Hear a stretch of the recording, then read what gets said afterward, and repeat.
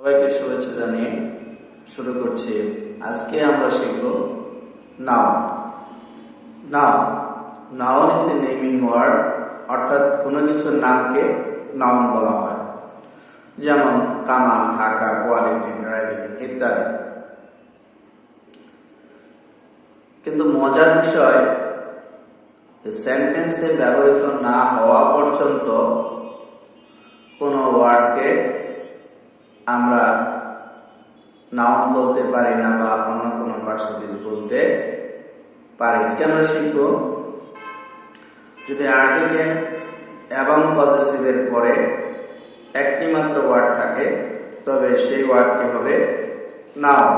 সবার সুবিধার্থে আমি আর্টিকেল এবং পজেসিভগুলি লিখে দিচ্ছি। Article a an the, possessive my, our, your, his, her, their, its, whose ইত্যাদি। আমরা একটি সূত্রের সাহায্যে দেখব। এখানে সূত্র 1, এ অবলিক পি, এ মানে আর্টিকেল, পি মানে পজেসিভ। তাহলে a oblique P plus W1 থাকে, মানে আর্টিকেল অবলিক পজেসিভের পরে W1 থাকে, তবে W1 হবে নাউন। যেমন I have a camera.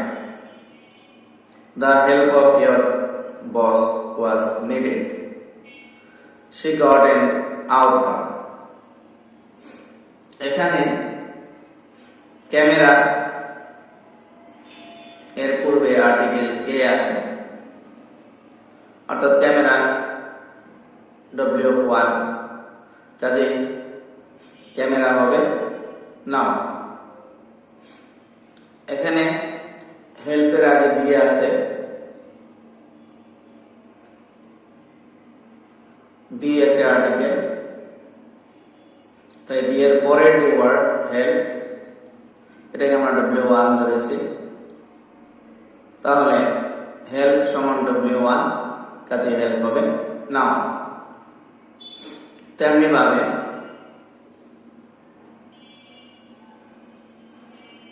Your হলো পজেসিভ, এরপরে আছে বস। আমরা এখানে একটু দেখি, যেমন the help of your boss, your possessive, এরপরে বস, এখানে বস সমান W1, কাজে বস হবে নাউন। একইভাবে এন আর্টিকেল, তারপরে আউটকাম, তাহলে এখানে আউটকাম হবে W1, কাজে আউটকাম হবে নাউন। আশা করি আমরা সবাই বুঝতে পেরেছি। এবার আমরা 2 নম্বর সূত্রে যাচ্ছি। যদি আর্টিকেল এবং পজেসিভের পরে দুইটি ওয়ার্ড থাকে, তবে প্রথম ওয়ার্ডটি হবে অ্যাডজেক্টিভ এবং দ্বিতীয় ওয়ার্ডটি হবে নাউন। সূত্র 2, article plus W1 plus W2। এখানে W1 সমান অ্যাডজেক্টিভ, W2 হবে noun. Example, she is an excellent performer. এখানে এক্সিলেন্ট সমান W1, কাজে এক্সিলেন্ট হবে অ্যাডজেক্টিভ। পারফর্মার সমান W2, কাজে পারফর্মার হবে নাউন। অন্যান্য ডিটারমিনারের ক্ষেত্রে সূত্র 1 ও 2 প্রযোজ্য হবে। পরের ভিডিওতে আমরা এ বিষয়ে আলোচনা করব। সূত্র 3, যদি প্রিপজিশনের পরে একটি মাত্র ওয়ার্ড থাকে, তবে সেই ওয়ার্ডটি হবে নাউন। প্রিপজিশন প্লাস W1 থাকে, তবে W1 equal to noun. Example, he was punished for corruption. এখানে ফর হলো প্রিপজিশন, করাপশন সমান W1, কাজে করাপশন হবে নাউন। সূত্র 4 হবে যদি প্রিপোজিশনের পরে দুইটি ওয়ার্ড থাকে তবে প্রথম ওয়ার্ডটি হবে অ্যাডজেক্টিভ এবং দ্বিতীয় ওয়ার্ডটি হবে নাউন। সূত্র preposition plus W1 plus W2 থাকে তবে W1 সমান অ্যাডজেক্টিভ, W2 সমান noun. Example, we can not depend on corrupted controllers.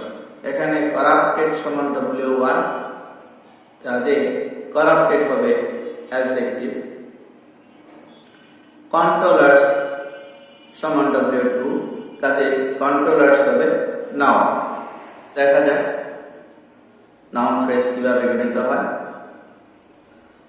Article অথবা পজেসিভ প্লাস W1 মানে যে কোনো word equal to noun phrase. আবার article oblique possessive plus W1 plus W2 noun phrase. এখানে দ্য ক্যামেরা দুটো word, the একটি word, article camera একটি word, সুতরাং দি ক্যামেরা এটা একটা noun phrase. Your idea, your possessive, idea noun, সুতরাং your idea এটা noun phrase. An outcome, an article, outcome noun, সুতরাং অ্যান আউটকাম মিলে noun phrase. An excellent performer, an article, excellent adjective, performer noun, কাজে an excellent performer এই তিনটি word মিলে noun phrase. আবার preposition plus W1 equal to adverbial phrase. একইভাবে preposition plus W1 plus W2 equal to adverbial phrase. আমরা এক উদাহরণ দিয়ে দেখি যে we are waiting here for happiness. এখানে ফর হ্যাপিনেস অ্যাডভার্বিয়াল ফ্রেজ, কারণ ফর হলো প্রিপোজিশন, হ্যাপিনেস হলো নাউন। এখানে প্রিপোজিশন এবং নাউন মিলে গঠিত হয়েছে অ্যাডভার্ব ফ্রেজ। আশা করি বিষয়টি সবাই আমরা বুঝতে পেরেছি। এবার একটা এক্সারসাইজ দেওয়া হলো। Exercise number 8, this is the go of the word happiness comes from above. এখানে বলতে হবে গো এবং অ্যাবাভ কোন পার্সেন্টেজ। তাড়াতাড়ি কমেন্টের মাধ্যমে জানানোর জন্য অনুরোধ করা হবে। আমাদের পরবর্তী ভিডিও দেখার জন্য আমন্ত্রণ থাকবে।